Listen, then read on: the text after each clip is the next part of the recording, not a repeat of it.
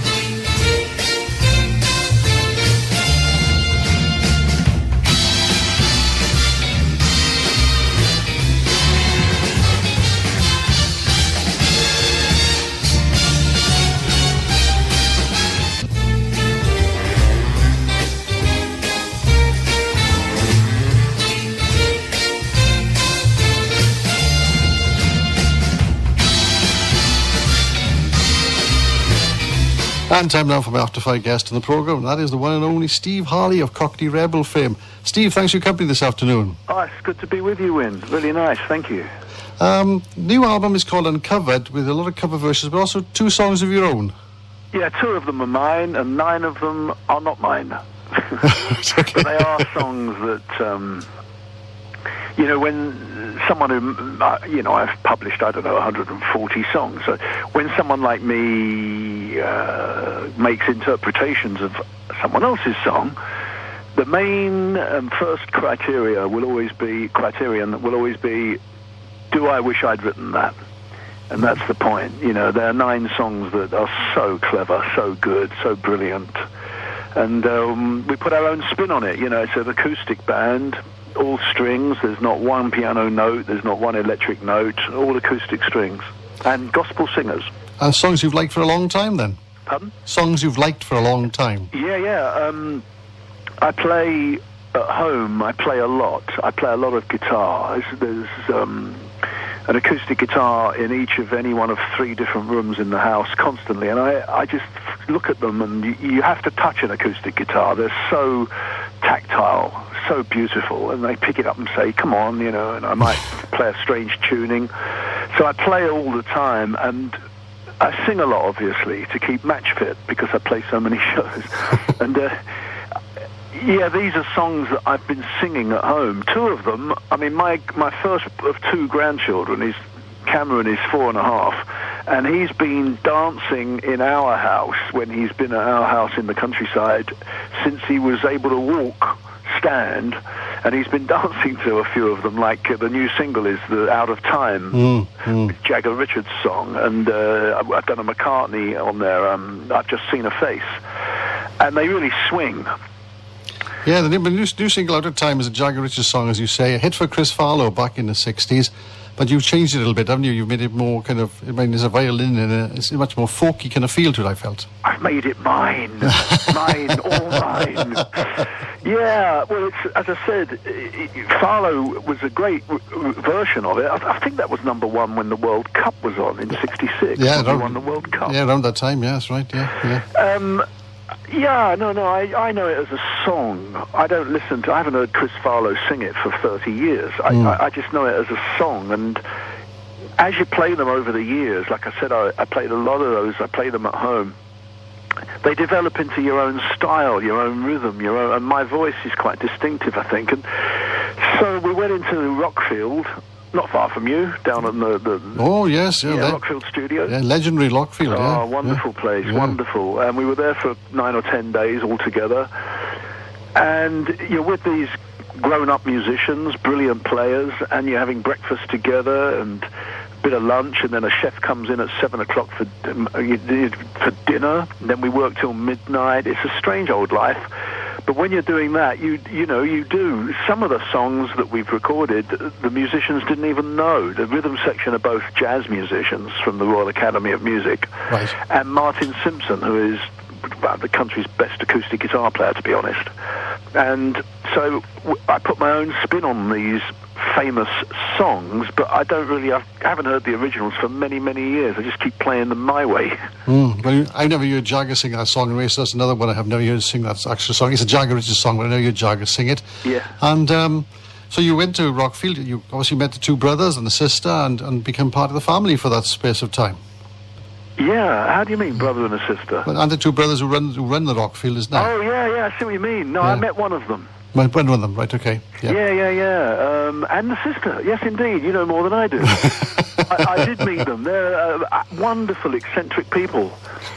Yeah, really interesting. Yes, I did meet them, because my engineer who was there with us, Matt Butler, who lives in Hay on Wye, yeah. Matt goes there a lot. He records there a lot, not with me, with other artists, and he's very well known at Rockfield. And he introduced me to one of the farmers and his sister. You're bringing back the memories that I'd let slip, I'm afraid. But I was saying hello, and he was showing around some Japanese tourists, because it's where Queen recorded Bohemian Rhapsody. Yeah. And he was showing around a half dozen Japanese tourists, and he came into our studio and said, Steve, do you mind if can I have 5 minutes? And I said, yes, cool, we chill, it's fine. And he came in with half a dozen Japanese tourists that wanted to see where Freddie Mercury slept. And I think I was in his room. So I said, I think it's tidy, you can go and have a look. But you've done a lot with acoustic, Steve, because you had a Life Achievement Award as well in acoustic music. Yeah, that was very gratifying, yeah. I like a prize. I don't get many of them, but when I've got them, it's always a surprise. You never really know up front. It's not like... you don't know up front. I received that, and the promoter at the Acoustic Festival of Britain, which is held at Uttoxeter Racecourse every year, I played it. That was my third time, and he just came out. We'd finished a big, massive Sebastian, and we're kind of saying goodbye, except we were going to stay there and play Make Me Smile as an encore. And he came out from the wings without introduction, and just came to my microphone and started saying, I need to talk to this audience, Steve. Well, yeah, but I'm trying to play, if you don't mind. You're breaking the spell. It was so sweet, and he gave me this Lifetime Achievement Award. Acoustic music is just everything to me. I mean, the minute we get the rock band together, I love that. I love it, because the rock band with electric guitars and the big rhythm section, it's very sexy. I do love it. But acoustic music, 3 or 4 of us on stage, you improvise quite a lot. We can move around, mess around with the inflection, and the solos are different every night. It's very exciting stuff. I wish we could come closer to you in Swansea. I know we're coming for a few nights to Pentyrch. Yeah. To the a cappella studio venue, which is lovely. We do 3 nights there. So we're coming back. We keep having to put everything off. Everything's been, I've lost 60 shows this year. Yeah, I know. All rescheduled for next year. So one of the songs on the album is one of your songs, which is Compared With You, which was that written recently, or is it an older song? Yeah, that was from '76. But when it was recorded, and I've sung it 100 times on stage. I don't know why. What happened to me? I was only 25, and I was prolific back then. But something happened where I only wrote 2 verses, and the third verse is a repeat of the first verse, which is kind of a cop-out. And people couldn't possibly know, but when you're on stage, it could be the 300 or 400 in an acoustic setting, or it could be 50,000 at a festival. When my eyes are shut, and I'm singing those words of love compared with you, I was really conscious and felt guilty that the third verse was a repeat of the first. I felt like I'd been lazy, idle. And so down at Rockfield, I just said to these guys, and to Matt Butler, my engineer, who has known me forever, I said, I've written the third verse, Matt. And he was really excited. You've written the third verse at last. And I've updated it from 1976 to today. And there's a verse dedicated to Mrs. Harley, who has lived with me and put up with me for nearly 40 years now. Bless her. And there's a duet with lovely Eddie Reader as well. Oh, don't tell, really, Eddie. She's just one of my few idols What in a the music what world. a voice, eh? What a voice. We met last year before the Rockfield, and I said to her, I'm doing this cover, this reinterpretation of a traditional song from Newfoundland. It's Canadian, Star of Belle Isle. And I discovered 2 lost verses. There are 2 verses at the end that nobody who's covered the song for the 40 years have ever sung. And I uncovered them on YouTube eventually through a lot of research. I found Archie Fisher, a Scottish folk singer, singing them. And I wrote them down, got the words, and said to her, I want a woman. You know, women don't sing the old traditional folk songs. They were men who travelled and wandering minstrels. They sang the female parts. They weren't duets in the original form. And I just said to her, here's the song on an MP3. Will you do this? Will you? We met backstage at one of her shows, and she was just wonderful. And she came. We took it up to. She didn't come to Rockfield. We took the music up to Glasgow, and went up for a couple of days. And in a few hours, it was done. Recording her as a duet. And the great Jim Cregan is back on the album. Who played that great guitar solo on "Make Me Smile." Yeah, Make Me Smile. That's Jim. He's still one of my best and closest friends. He's one of God's great people. And we've done on the album is an interpretation of Emma, you know, the hot chocolate hit. Oh, yes, yeah. And people think it's a bit of bubblegum, but it's not. It's a very deep, very passionate, moving lyric by Errol Brown. So has the voice changed over the years then, do you think? Has it got deeper or how? Mine? Yeah. Oh, it's changed a heck of a lot. You know, if you play a track from the album to your listeners, they'll probably recognise me because of my oddisms. But as you get older and sing a lot, I've dropped about a tone. Right. We sing Sebastian now in A minor, not B minor. Okay. I had to drop that tone.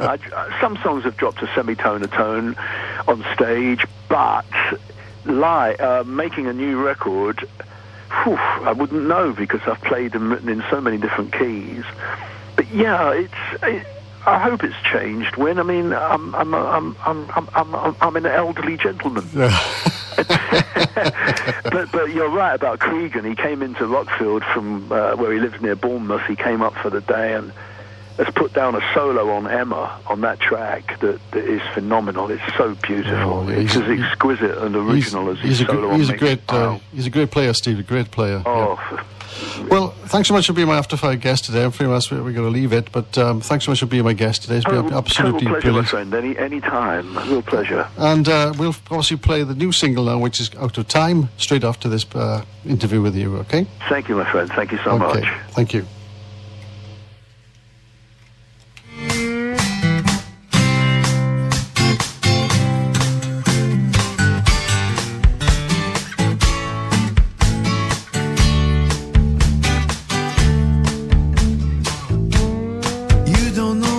Going on, you've been away for far too long.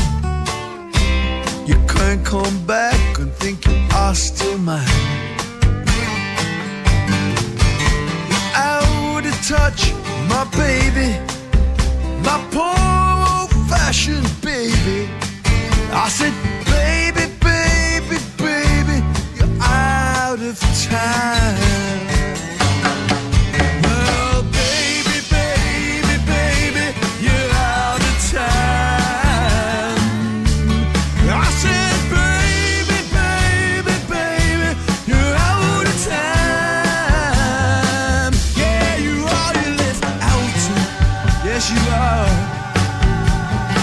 Left out of there without a doubt.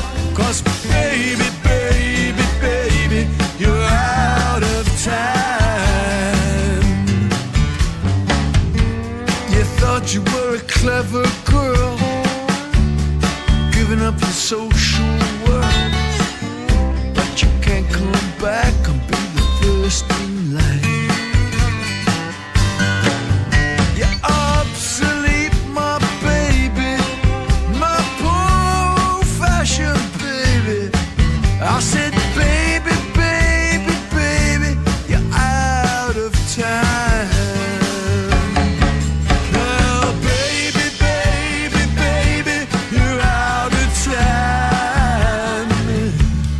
I said, baby, baby, baby, you're out of time. Yeah, you are, you're left out. Yes, you are. Left out of there without a doubt. 'Cause baby, baby, baby, you're out of time. Keep going.